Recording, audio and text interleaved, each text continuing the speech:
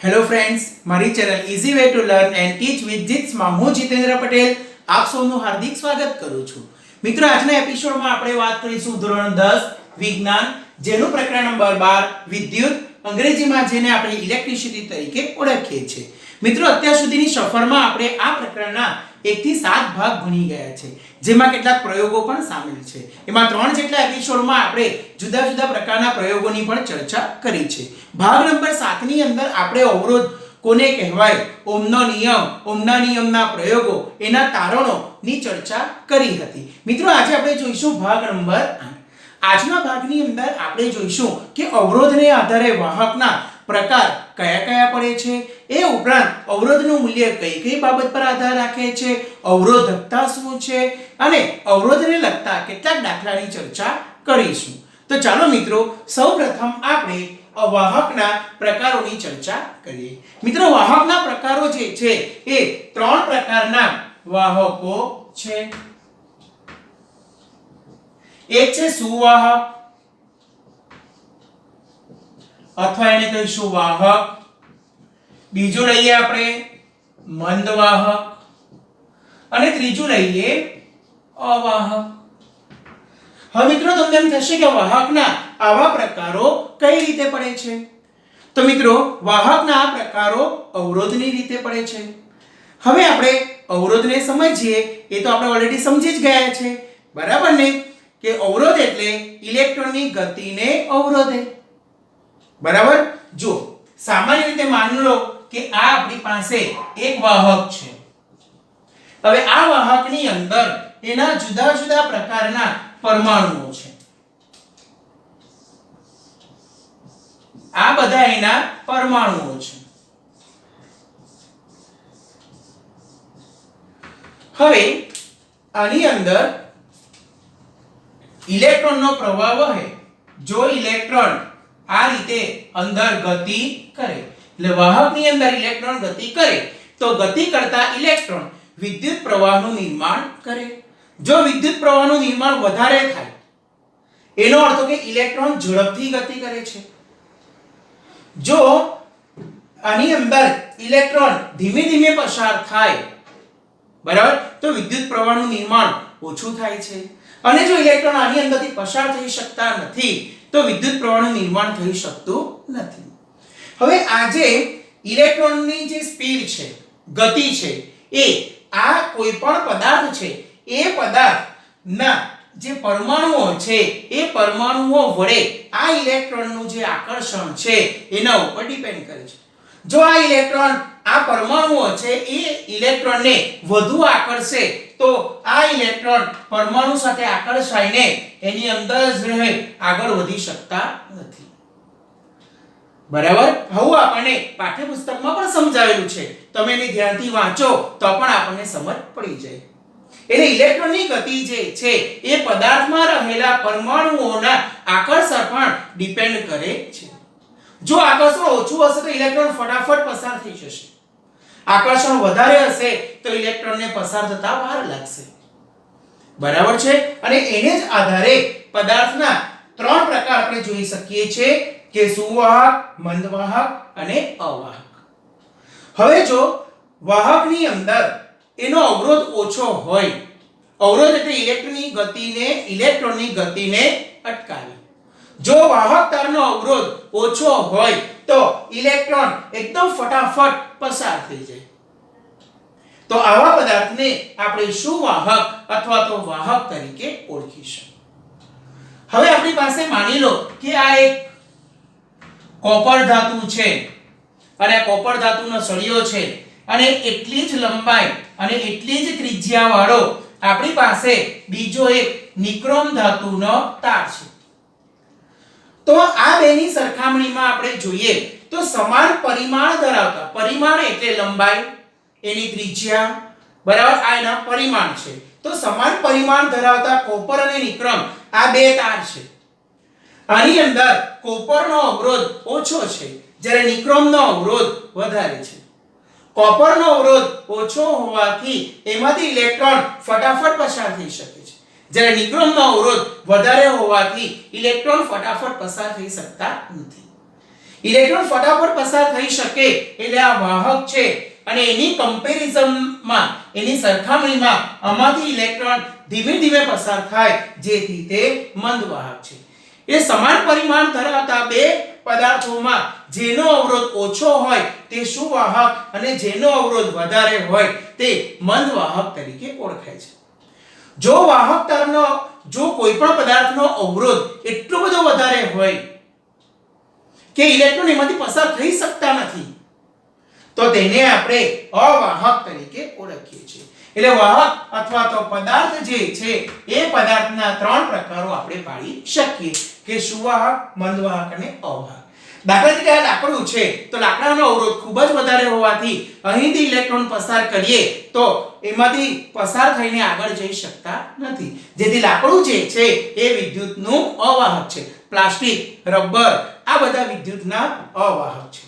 એટલે આ રીતે મિત્રો જોઈએ તો પદાર્થ જે છે એ પદાર્થની જે જાત છે, બરાબર ને, એ પદાર્થની જાત પર પણ અવરોધ આધાર રાખે છે. કોઈ પદાર્થ એવો છે જેનો અવરોધ વધારે હોય, કોઈ પદાર્થ એવો છે જેનો અવરોધ ઓછો હોય. લાકડું છે એનો અવરોધ ખૂબ જ વધારે છે, જ્યારે નિક્રોમ છે એનો અવરોધ લાકડા કરતા ઓછો પણ તાંબા કરતા વધારે છે. સૌથી ઓછો અવરોધ જો આપણે જોઈએ તો ચાંદીનો છે. એનાથી થોડો વધારે અવરોધ આપણે જો જોઈએ તો કોપરનો છે. એના કરતા થોડો વધારે અવરોધ એલ્યુમિનિયમનો છે. એટલે સૌથી સારું સુવાહક ચાંદી ગણાય, એના કરતા સહેજ ઓછું પણ વાહક તરીકે કોપર ગણાય. તમે જોઈ શકો છો કે આપણા ઘરે વાયરિંગ કરવામાં આવે તો વાયરિંગની અંદર તાંબાનો તાર શા માટે વપરાય છે? કારણ કે તાંબાનો તાર એ વિદ્યુતનો સુવાહક છે. ચાંદી કરતા ઓછો પણ બીજા બધા કરતા વધારે છે. ચાંદીના તાર વાપરી ન શકાય કારણ કે ગરમ થાય અને પીગળી પણ જાય, બરાબર ને? જ્યારે કોપર ઝડપથી પીગળતું નથી, જેથી એનો ઉપયોગ કરવામાં આવે છે. તમે કેટલાક ઇલેક્ટ્રોનિક સાધનો વાપરો એ મોંઘા આવે કારણ કે એની અંદર જે તાર વપરાતો હોય ચાંદીનો હોય, ઉષ્મીય નિયંત્રક અંદર હોય જેથી એ પીગળી જતા નથી, બરાબર છે? તો આ રીતે આપણે જોઈએ તો કોઈ પણ પદાર્થના પ્રકારો જોયા. ત્યાર પછી આપણે વાત કરી કે વાહક તારનો અવરોધ જે છે આ પદાર્થ એટલે કે દ્રવ્યની જાત પર આધાર રાખે છે. એટલે મિત્રો હવે પછીનો જે મુદ્દો છે તે મુદ્દો એવો છે કે વાહક તારનો અવરોધ કઈ કઈ બાબત પર આધાર રાખે છે. એટલે પ્રશ્ન પૂછી શકાય કે વાહકનો અવરોધ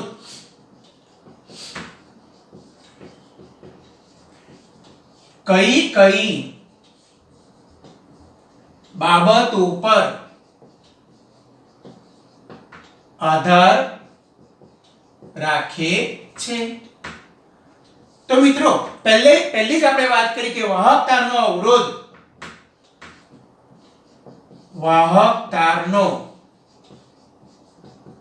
અવરોધ દ્રવ્યની જાત પર આધાર રાખે છે.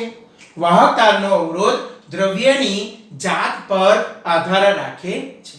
ઓકે, ચાલો બીજી વાત કરીએ કે કોઈ પણ વાહક તારનો અવરોધ જે છે એ વાહક તારનો અવરોધ એ તારની લંબાઈ પર પણ આધાર રાખે છે. માની લો કે મારી પાસે આ એક 10 સેન્ટીમીટર લંબાઈનો એક વાહક તાર છે અને મારી પાસે આ બીજો 20 સેમી લંબાઈનો એક વાહક તાર છે, બરાબર? હવે વાહક તારનો અવરોધ જે છે તારની લંબાઈ પર પણ આધાર રાખે છે. જેમ તારની લંબાઈ વધારે તેમ અવરોધનું મૂલ્ય વધારે અને જેમ વાહક તારની લંબાઈ ઓછી તેમ અવરોધનું મૂલ્ય ઓછું. એટલે વાહક તારનો અવરોધ તારની લંબાઈના સમપ્રમાણમાં છે. લંબાઈ જેમ જેમ વધશે તેમ તેમ અવરોધ વધશે. અહીં આપણે લઈએ A અને B તો A નો અવરોધ ઓછો છે, B નો અવરોધ વધારે છે. A કરતા B નો અવરોધ ડબલ છે, 10 દુ 20 એટલે બમણો અવરોધ છે. એટલે વાહક તારનો અવરોધ જે છે એ અવરોધ વેરીઝેસ તારની લંબાઈ, બરાબર? અવરોધ R વેરીઝેસ L. ચાલો ત્રીજો મુદ્દો, વાહક તારનો જે અવરોધ છે એ વાહક તારનો અવરોધ એ તારના આડછેદના ક્ષેત્રફળ પર પણ આધાર રાખે. માની લો કે મારી પાસે આ એક વાહક તાર છે, આ એનો આડછેદ છે. આ આડછેદનું ક્ષેત્રફળ જેટલું ઓછું એટલો અવરોધ વધારે, અને આડછેદનું ક્ષેત્રફળ જેટલું વધે એટલો અવરોધ ઓછો. જુઓ મિત્રો, મારી પાસે આ એક તાર છે, બરાબર, જેની ત્રિજ્યા 1 સેમી છે. બીજો હું વાહક તાર લઉં જેની ત્રિજ્યા બરાબર 2 સેમી છે, બરાબર. હવે આના આડછેદનું ક્ષેત્રફળ જોઈએ તો એનો આડછેદ વર્તુળાકાર છે અને વર્તુળનું ક્ષેત્રફળ બરાબર પાઈ r સ્ક્વેર. r ને બદલે 1 મૂકો તો 1 નો વર્ગ 1 બરાબર પાઈ 1 નો વર્ગ 1 એટલે પાઈ આવશે. તો આના આડછેદનું ક્ષેત્રફળ a બરાબર પાઈ છે. આના આડછેદનું ક્ષેત્રફળ ગણીએ પાઈ r સ્ક્વેર પાઈ r ની કિંમત 2 2 નો વર્ગ 4 પાઈ a બરાબર 4 પાઈ. ઓકે, તો અહીં જે છે એ આનો આડછેદનું ક્ષેત્રફળ ઓછું અને આના આડછેદનું ક્ષેત્રફળ 4 પાઈ એટલે વધારે છે. આનો અવરોધ વધારે અને આનો અવરોધ ઓછો. સિમ્પલ વસ્તુ છે મિત્રો કે તમારે સાંકડી ગલીમાંથી નીકળવું હોય તો તકલીફ પડે અને પહોળી ગલી હોય તો ફટાફટ સ્પીડમાં નીકળી જાઓ. તેમાં જેટલું ક્ષેત્રફળ ઓછું હશે ઇલેક્ટ્રોનને પસાર થવામાં તકલીફ પડે એટલે અવરોધ વધારે. આમાં જેટલું ક્ષેત્રફળ વધારે હશે ઇલેક્ટ્રોન ફટાફટ પસાર થશે એટલે એનો અવરોધ ઓછો હશે. ઓકે, એટલે વાહક તારનો અવરોધ જે છે એ અવરોધ આડછેદના ક્ષેત્રફળના વ્યસ્ત પ્રમાણમાં, જેમ ક્ષેત્રફળ ઓછું તેમ અવરોધ વધારે, એટલે વ્યસ્ત પ્રમાણ છે વેરીઝેસ 1/છેદમાં ક્ષેત્રફળ. તો આ 1/છેદમાં આડછેદનું ક્ષેત્રફળ.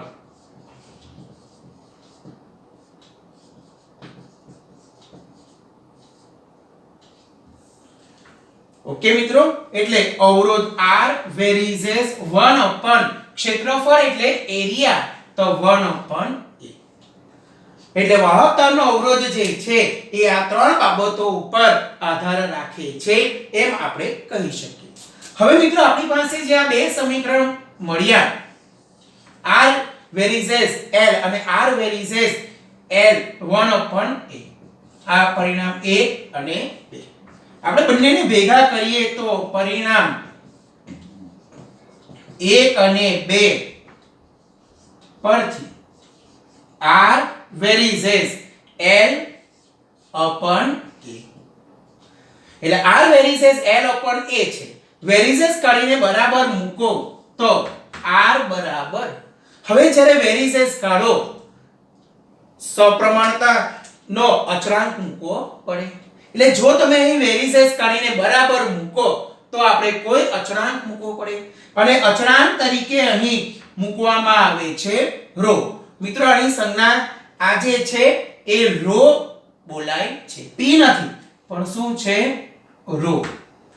એટલે r બરાબર row l upon a. Okay મિત્રો, અહીં જે આ રો છે એ રો નું આપણે સૂત્ર બનાવીએ તો રો બરાબર, યાદ રાખજો આ સંજ્ઞા આને આપણે કહીશું રો. ઓકે, ચલો હવે રો બરાબર આને સૂત્રનો કરતા બનાવીએ તો એની જોડે l ઉપર છે નીચે જશે, એ નીચે છે ઉપર જશે, રો બરાબર r a ના છેદમાં l. તો મિત્રો આ જે રો આવે છે એ રો ને આપણે કહીએ છે વાહકની અવરોધકતા. રો બરાબર એને કહીશું વાહકની અવરોધકતા. બરાબર, એટલે આ વાહકતાની અવરોધકતા જે છે એ અવરોધકતા વાહકતાના અવરોધ આડછેદનું ક્ષેત્રફળ અને લંબાઈ ઉપર આધાર રાખે છે. ક્લિયર મિત્રો? હવે આ જે અવરોધકતા છે એ અવરોધકતાનો જો આપણે એકમ જોઈએ તો એકમ નક્કી કરીએ. ρ બરાબર r. r એટલે અવરોધ બરાબર. અવરોધનો એકમ ઓમ, ઓમેગા. એરિયા ક્ષેત્રફળ, ક્ષેત્રફળનો એકમ મીટર સ્ક્વેર. છેદમાં લંબાઈ, લંબાઈનો એકમ મીટર. તો અહીંથી 1 મીટર ઉડી જશે. તો વાહકતાની અવરોધકતા જે છે એનો એકમ આવશે ઓમ ઇન્ટુ મીટર.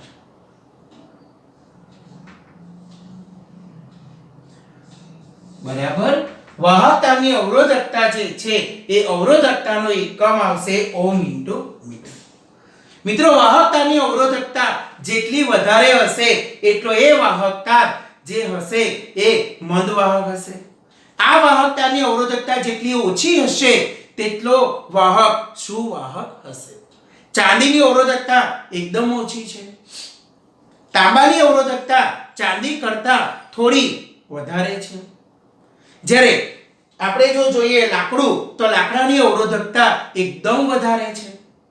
એટલે અહીં અવરોધકતાના જુદા જુદા મૂલ્યને આધારે આપણે સુવાહક, અવાહક, મંદવાહક બરાબર એ બધાનું પણ નક્કી કરી શકીએ. તો ચાલો મિત્રો અવરોધકતાના થોડા ઉદાહરણો જોઈએ.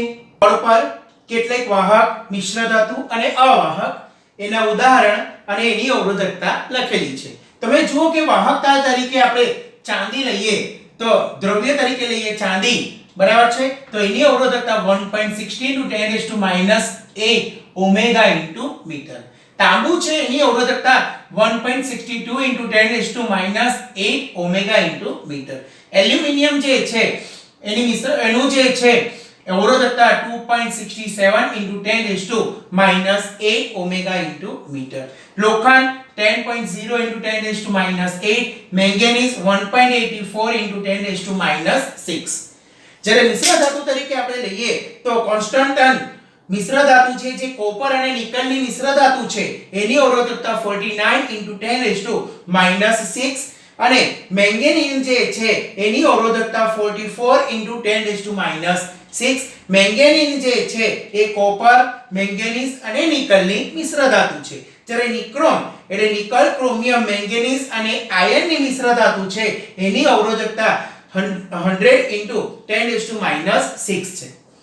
અવાહક લઈએ તો એની અંદર કાચ એની અવરોધકતા 10⁻10 થી 10⁻14 એટલે કે ખૂબ જ વધારે અવરોધકતા ધરાવે છે.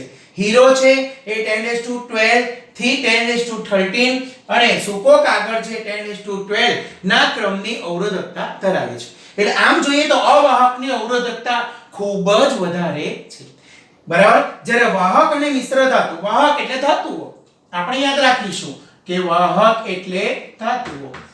તો આ ધાતુઓ અને મિશ્ર ધાતુઓ, ધાતુ અને મિશ્ર ધાતુ બરાબર છે. તો ધાતુ અને મિશ્ર ધાતુ ની અવરોધકતા ખૂબ જ ઓછી છે અને આ અવરોધકતાનો વિસ્તાર 10⁻8 ઓમેગા મીટર થી 10⁻6 ઓમેગા મીટર. તમે જુઓ 10⁻8 છે બધામાં અને 10⁻6 છે. એટલે વાહક એટલે કે ધાતુ અને મિશ્ર ધાતુ જે છે એની અવરોધકતા ખૂબ જ ઓછી છે અને એની અવરોધકતાનો વિસ્તાર 10⁻8 ઓમેગા મીટર થી 10⁻6 ઓમેગા મીટર. ચલો અવાહકની અવરોધકતાનો વિસ્તાર ખૂબ જ વધારે 10⁻12 થી 10⁻17 ઓમેગા * મીટર. ઓકે મિત્રો, આ મૂલ્યો તમારે જરાય યાદ રાખવાની જરૂર નથી. પરીક્ષા માટે આ મૂલ્ય અગત્યના નથી, પણ આ વિસ્તાર તમારે યાદ રાખવાનો છે અને આ વિસ્તાર પરીક્ષા માટે અગત્યનો છે. વળી બીજી વાત કે વાહકની અંદર જોઈએ તો ચાંદીની અવરોધકતા ખૂબ જ ઓછી, જેથી ચાંદી એ ઉત્તમ વાહક છે. જ્યારે તાંબાની અવરોધકતા એના કરતા થોડી વધારે હોવાથી તાંબુ પણ એ વાહક તરીકે વપરાય છે. ચાંદી મોંઘું પડે, વળી ઊંચા તાપમાને જ્યારે ગરમી થાય બરાબર, તો પીગળી પણ જઈ શકે છે, જેથી ચાંદીને બદલે વાહક તાર તરીકે આપણે તાંબાનો ઉપયોગ કરીએ છીએ. એટલે વિદ્યુત વહનમાં તાંબુ વપરાય છે અને બીજો ઉપયોગ થાય છે એલ્યુમિનિયમ. એટલે યાદ રાખજો કે તાંબુ અને એલ્યુમિનિયમ છે એનો ઉપયોગ વિદ્યુત વહન માટે વાહક તાર, તો વિદ્યુત વહન માટે વાહક તાર બનાવવા માટે સામાન્ય રીતે તાંબુ અને એલ્યુમિનિયમનો ઉપયોગ થાય છે. લોખંડ ન વપરાય કારણ કે એની અવરોધકતા વધારે છે, જેથી લોખંડના તાર આપણે વિદ્યુત વહન માટે વાપરી શકતા નથી. વળી વાહકની અંદર ધાતુની અંદર એક ધાતુ છે ટંગસ્ટન, અને આ ટંગસ્ટન જેની સંજ્ઞા W છે, આ ટંગસ્ટન નામની ધાતુનો ઉપયોગ વિદ્યુત બલ્બના ફિલામેન્ટ બનાવવા માટે, વિદ્યુત બલ્બ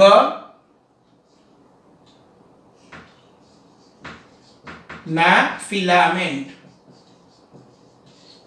આ થોડું યાદ રાખવાનું તમારે કે તાંબુ અને એલ્યુમિનિયમનો ઉપયોગ વિદ્યુત વહન માટે વાહક તાર બનાવવા માટે, જ્યારે ટંગસ્ટન ધાતુ જે છે એનો ઉપયોગ બલ્બના ફિલામેન્ટ. બલ્બના ફિલામેન્ટ એટલે શું? આપણે કોઈ પણ બજારમાંથી બલ્બ લાવીએ વીજળીનો ગોળો, આ બલ્બની અંદર તમે જોયું હોય તો અંદર સ્પ્રિંગ જેવું હોય છે, બરાબર, અને આ સ્પ્રિંગ જેવું હોય તેને આપણે ફિલામેન્ટ તરીકે ઓળખીએ છીએ.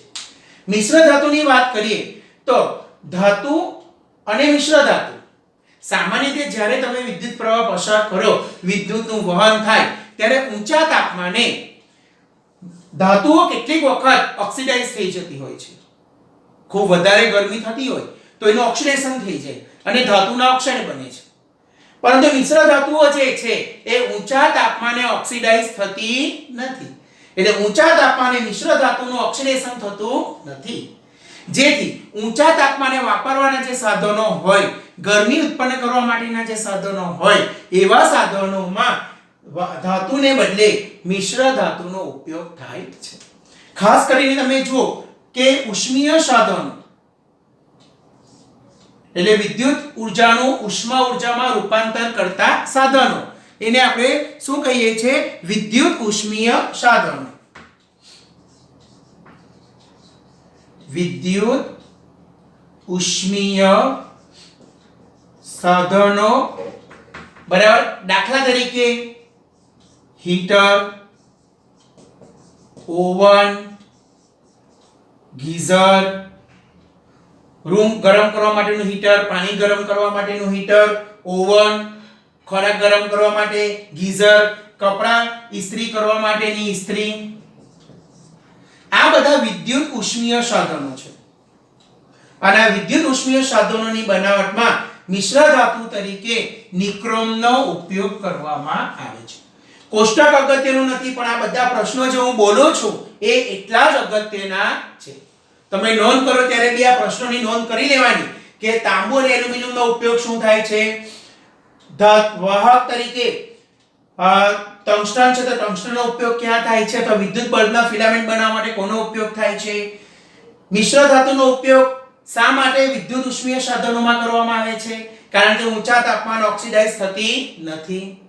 ઉષ્મીય સાધનો કયા કયા છે? આ બધા નોંધ કરી લેવાના તમારે. એ ઉપરાંત વિદ્યુત ઉષ્મીય સાધનો બનાવવા માટે કઈ મિશ્ર ધાતુનો ઉપયોગ થાય છે? બરાબર. વિદ્યુત ઉપકરણોમાં અવાહક શા માટે નથી વપરાતા? કારણ કે એની અવરોધકતા ખૂબ જ વધારે છે. એટલે મિત્રો આવા પ્રશ્નો આપણને પરીક્ષામાં પૂછી શકાય. તો મિત્રો આશા રાખું છું કે આજના એપિસોડમાં આપણે જે ચર્ચા કરી એની અંદર પદાર્થના પ્રકારો, વાહક, અવાહક, મંદવાહક એની વાત કરી, અવરોધનું મૂલ્ય કઈ કઈ બાબત પર આધાર રાખે છે એની વાત કરી, અવરોધકતા શું છે એની પણ આપણે વિગતવાર ચર્ચા કરી, ધાતુ મિશ્ર ધાતુના ઉપયોગોની પણ ચર્ચા કરી. તો મિત્રો આશા રાખું છું કે આજના એપિસોડમાં આપણે જે ચર્ચા કરી એ આપણને બધાને સમજ પડી ગઈ હશે. તો મિત્રો હવે પછી ફરી મળીશું નવા એપિસોડમાં નવી વાતો સાથે. સૌને મારા જય શ્રી કૃષ્ણ, જય હિન્દ, જય ભારત.